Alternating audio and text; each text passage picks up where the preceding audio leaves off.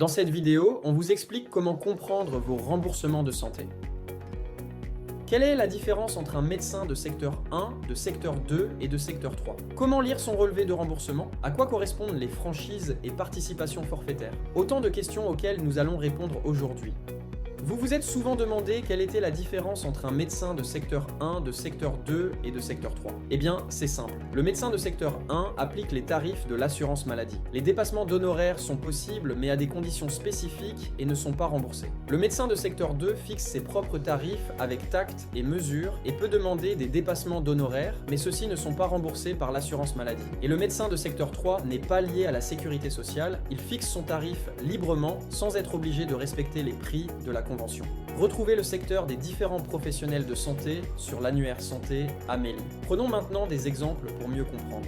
Pour rappel, le remboursement se fait sur la base d'une consultation à 30 € pour les médecins de secteur 1 et 2. Lorsque vous allez chez votre médecin généraliste de secteur 1, vous payez votre consultation 30 € qui est la base de remboursement. L'assurance maladie vous rembourse 70%, soit 21 €, et votre mutuelle vous rembourse 30%, soit 9 €. Il ne vous reste donc rien à charge. Lorsque vous allez chez un spécialiste de secteur 2, vous payez votre consultation 45 €. L'assurance maladie vous rembourse 70% de la base de remboursement, soit 21 €, et pour votre mutuelle, le montant dépendra de chacune d'elles. Le reste à charge variera selon les organismes complémentaires. Lorsque vous allez chez un médecin non conventionné de secteur 3, vous payez votre consultation 120 €. L'assurance maladie vous rembourse 0,1%, soit 2 centimes environ, et pour votre mutuelle, le montant dépendra de chacune d'elles. Le reste à charge variera selon les organismes complémentaires. À noter, les participations forfaitaires éventuellement dues sur ces actes ne sont pas incluses. Le parcours de soins coordonné implique de passer par son médecin traitant, qui oriente vers des spécialistes si besoin, assurant ainsi un suivi personnalisé et un remboursement optimal. Mais concrètement, comment tout cela se reflète sur votre décompte de remboursement? Reprenons notre premier exemple. Lorsque vous consultez un médecin généraliste de secteur 1, vous payez 30 €, la base de remboursement est de 30 €, l'assurance maladie vous rembourse bien 21 €. Pour notre deuxième exemple, lorsque vous consultez un spécialiste de secteur 2, vous payez 45 €. La base de remboursement est toujours de 30 €, l'assurance maladie vous rembourse aussi bien 21 €.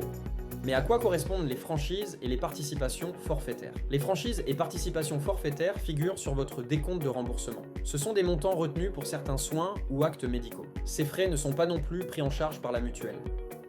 Regardons maintenant le détail de ces franchises et participations forfaitaires. Tout le monde est concerné par les franchises et les participations forfaitaires, sauf les moins de 18 ans, les bénéficiaires de la complémentaire santé solidaire, les femmes enceintes à partir du 6e mois de grossesse jusqu'au 12e jour après l'accouchement. La participation forfaitaire à 2 € s'applique sur les consultations, les actes médicaux, examens radiologiques, analyse de biologie médicale, inférieurs à 120 €. La franchise médicale s'applique sur les médicaments, 1 € par boîte, les actes paramédicaux hors hospitalisation, 1 € par acte, les transports sanitaires hors urgence, 4 € par transport. Les franchises médicales et les participations forfaitaires sont plafonnées à 50 € chacune et par année civile, soit maximum 100 € par an et par personne.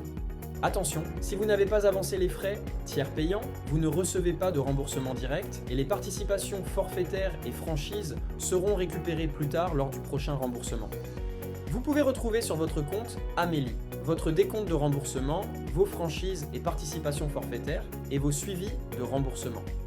Apporter sa carte vitale à chaque consultation permet un remboursement rapide et simplifié par l'assurance maladie. Téléchargez dès maintenant l'application Carte Vitale.